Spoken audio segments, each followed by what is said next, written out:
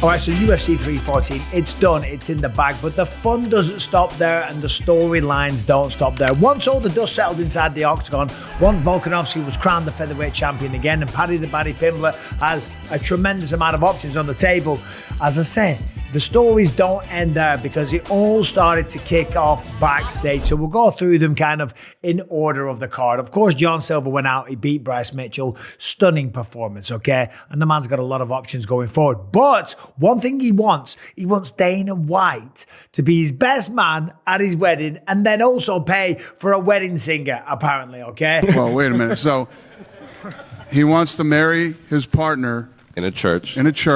And he offered to make you... I'm the best man if I pay for it. Pay for the wedding singer. Apparently there's some Brazilian singer he wants that is out of his price range. He asked me to pass the message along. I'm going to need more information on this, but I'm probably in. And Dana didn't exactly shut it down. Now, I'll say this. I don't want to speak for Dana White, but I guarantee, fair play, but I guarantee Dana White will not be flying down to Brazil to be the best man at his wedding. I mean, hey, if he does, fair play. But I just can't see that happening. Dana's one of the busiest men on planet Earth. I think he might pay for the wedding singer. You never know. I mean, the man's not short of a few quid. And maybe he does that. He proved himself, that he's a fun guy. He's interesting. There's a lot of opportunities. Definitely a superstar in the making. So yeah, maybe Dana does that. Maybe he pays for the wedding singer. But I don't think he's going to be down there as the best man. But fair play for asking. But still, that gets me thinking, who does he fight next? Well, Bryce Mitchell was ranked number 13, so there's a lot of people. There's Youssef Zalal, there's Josh Emmett, who just got beaten. But the one that I'm going to call out, it might not be very popular, and the person might not want to take the fight because it's fighting backwards. I'm talking about the former bantamweight champion of the world, Aljamain Sterling.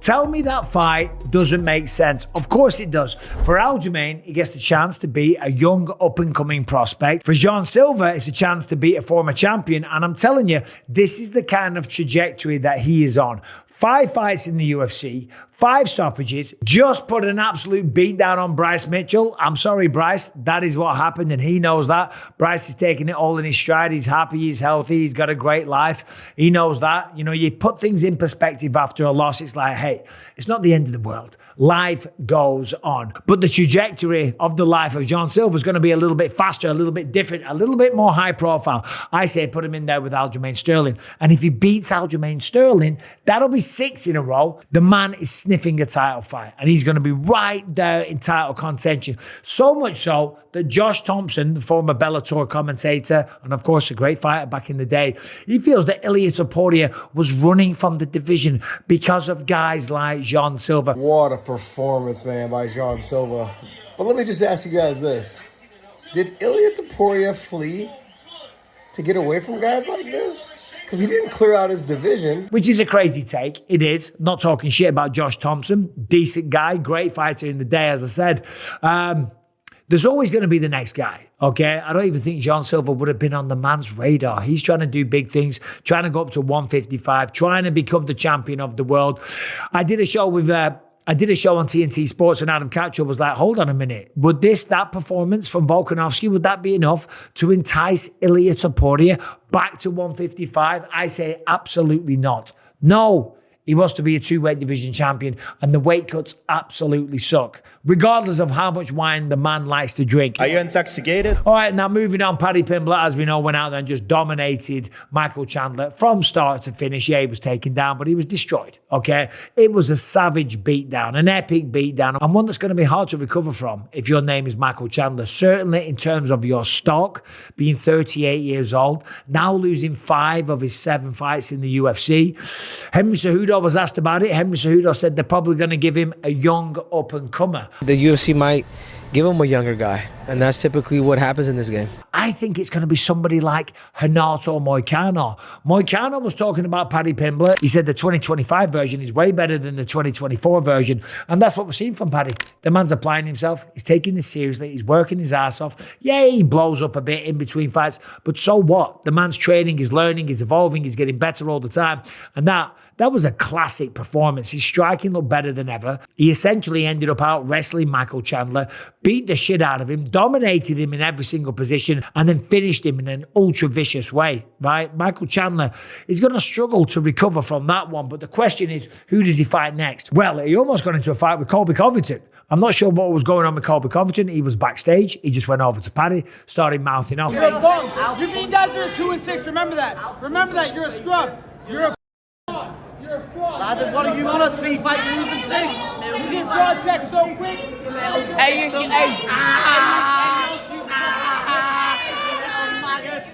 keep putting your act on you.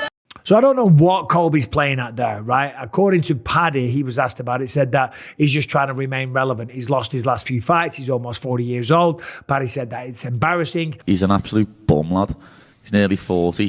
He's trying to stay relevant by jumping on me while there's a camera there. And to be fair, I don't know what his problem is. It's not like he's boys with Michael Chandler. Maybe it's because he's American and Paddy's English and, you know, they got to stick together. But it's a truly international sport, so I don't think that's it there at all. Maybe he was doing it just simply because there was cameras around. If that is the case, that's kind of weak. You know, it's just kind of pathetic. I mean, he went at Paul Felder recently when Felder was talking about him on the podcast. Felder didn't say anything bad. I like Colby Covington. My interactions have been really, really good. But I don't understand why he's going at Paddy Pimblett. And Paddy handled it perfectly. You know, he navigated those waters great. And to be fair, it's only Colby that comes off looking a little bit silly. Anyway, the question is, who does Paddy Pimblett fight next? Now, we know he called everyone out on the microphone afterwards. I love it. I love the fact that he called out all the top guys. Dustin, Justin, Charles, or the little posh boy Armin. He ain't going to get a title fight against Islam Makhachev. I think that's going to go to Ilia Topuria. But he did call out Charles Oliveira, Justin Gaethje, Dustin Poirier, called them all out, and of course made a special emphasis on Charles Oliveira. I think that's the fight that's going to get made.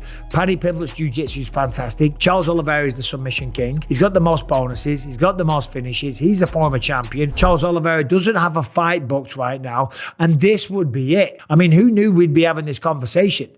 Paddy Pimblett versus Charles Oliveira, a number one contender matchup. That'd be incredible. And yes, Arman Tsarukyan, he was calling him a mushroom or something like that. I don't think it's going to be Arman Tsarukyan. I think Arman would be a tougher fight than Charles Oliveira. And given the star power of Paddy Pimblett, given how much people really enjoy watching him fight, watching him talk, and given the rise that he's had and the beatdown that he just put on Michael Chandler, a fight with Paddy for the belt would be absolutely gigantic, of course, for Liverpool, for the country of England, and just for the UFC and mixed martial arts in general, right?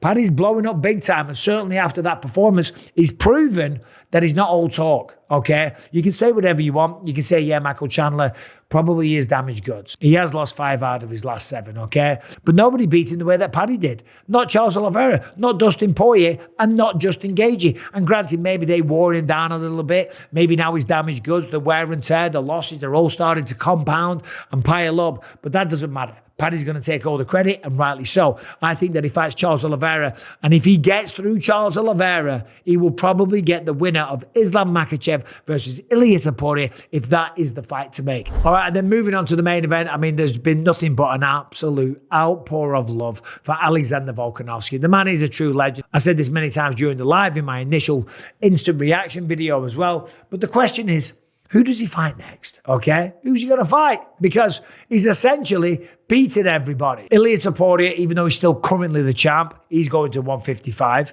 Next up is Max Holloway. It's not going to be Max Holloway. We can't keep giving Max Holloway a shot against Volkanovski.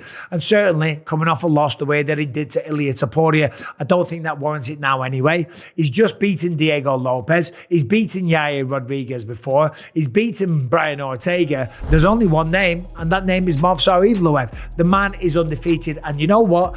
This is why you got to respect Alexander Volkanovski, because that's the fight that he's calling for. He's not looking for easy matchups. He wants to be active.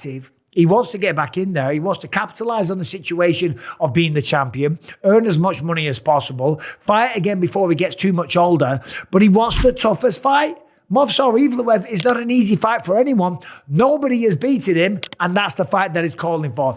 That right there is what you call a champion. Nothing but respect and admiration for Alexander Volkanovski, and that's it. That's the video. The family's waiting out there. I'm going to take him to sushi. They're all complaining, they're bitching, they're moaning, they're whining, so I got to go. Thanks for watching. Subscribe and ring the bell.